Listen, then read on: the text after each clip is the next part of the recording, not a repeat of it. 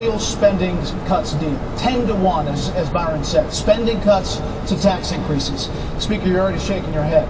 But who on this stage would walk away from that deal? When you raise your hand, if you feel so strongly about not raising taxes, you'd walk away on the 10 to 1 deal. It's straight out of all the conformity experiments in social psychology. You don't want to be the one who stands up and is different. There's a lot of conformity pressure. A little further out, it's not just that you're afraid of being different, it's that you know what's waiting for you if you didn't read your hand up.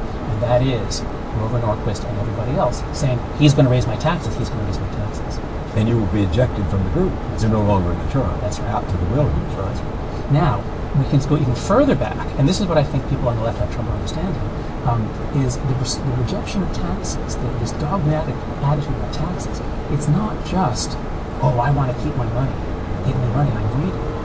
It's that they've seen the federal government, this begins in the 30s with Roosevelt, they've seen the federal government doing things that they think are evil. That is, the government got into the business of bailing people out when they made mistakes. Now, usually people need help, not because they made a mistake. There are important reasons to have a safety net. But welfare policies, that got even more so in the 60s, the government began doing things that supported people who were slackers or free riders. So as entitlement programs grow, as they begin to do things that are really antithetical to conservative ideas about fairness and responsibility, now government, it's not hard to see government as evil, and the only way to stop it is to starve the beast. What's the Democratic, liberal, left equivalent of the tax pledge, no new taxes, the group think on one issue that if you violate it, gets you thrown out of the tribe? Right. Well, it's touchy to talk about, but basically I think the new left, the commitment that was made in the 60s, was towards victim groups.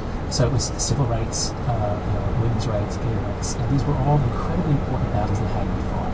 And again, follow the sacralists. If you sacralize these groups, it binds you together to fight for them. So the sacralization had to happen, the sacralization of the victim groups had to happen to bring the left together, to fight what was a truly altruistic and heroic battle. And they won, and things are now better in this country because of that. But follow the sacredness. Once you've sacralized something, you become blind to evidence.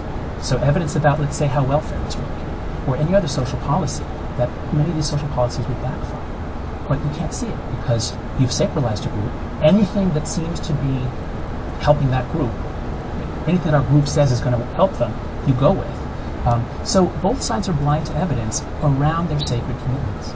I want to go to a very important moment in an early Republican debate that seems to me to go to the heart of what you were writing about in terms of moral psychology and how the conservatives see it.